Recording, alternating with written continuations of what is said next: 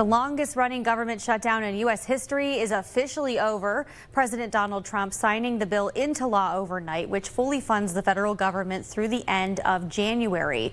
Our 21 News at 5 political analyst, University of Akron political science professor, Dr. David Cohen, is back to go over the process of getting the government back open and funded, get that money flowing again. Thank you so much for being here. You're welcome.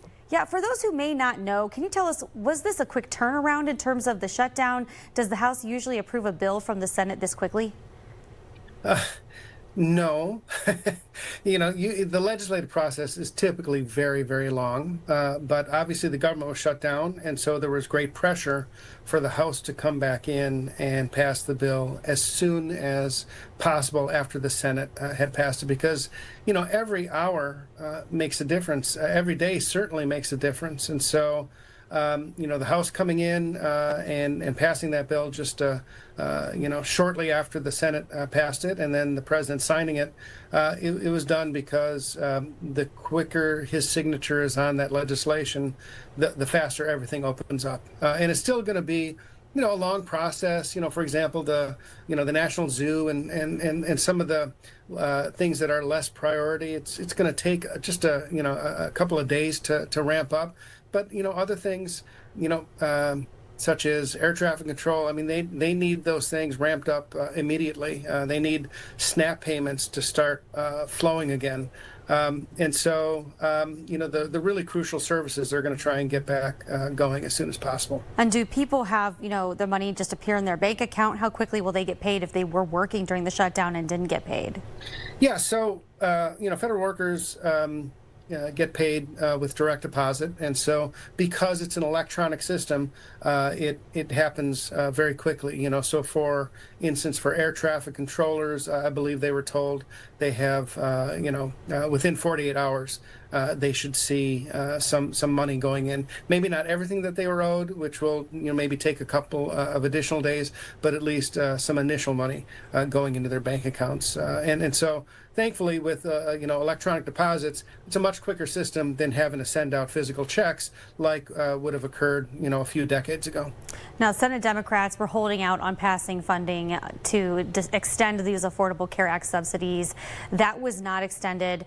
Curious why you believe Democrats cross party lines helped pass this bill, and what you think might be in the near future in terms of the conversation on health care subsidies.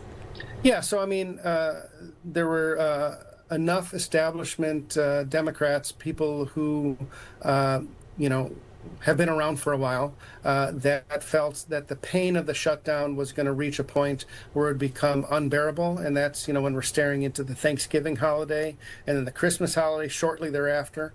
It was going to disrupt, travel all across the country. Meanwhile, air traffic controllers and other federal workers weren't going to be getting paid. And those SNAP payments were not going to be coming to people who desperately needed it. And so, they made a decision that 43 days or 41 days, however long it was, when they signed or when they approved the bill in the Senate, was long enough. And obviously they've met with a lot of criticism from people in their own party and a lot of citizens that did not want the Democrats to essentially capitulate and give in without getting an agreement on funding those ACA subsidies.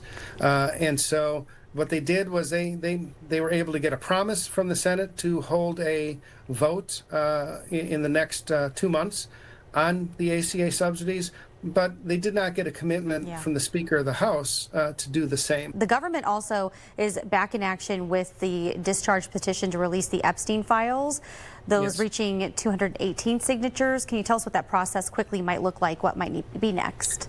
Yeah, well, it could have been a long, drawn-out process, but they got the 218th vote. And by the way, the the Trump White House tried very hard to get some people, such as Congresswoman Nancy Mace and Congresswoman Lauren Boebert, to take their names off of the discharge petition. In fact, they even had Lauren Boebert come to the Situation Room in the White House, where she was pressured by high-level government officials in the Department of Justice and in the White House to get her and pressure her to take her name off the discharge petition. She refused, and because of that, the legislation is going to make it out of committee. Speaker Johnson could have delayed it and pushed it off until December, but he says that he's actually going to hold a vote next week on this discharge petition. Well, thank you so much for joining us. Appreciate your time, as always, here on 21 News at 5.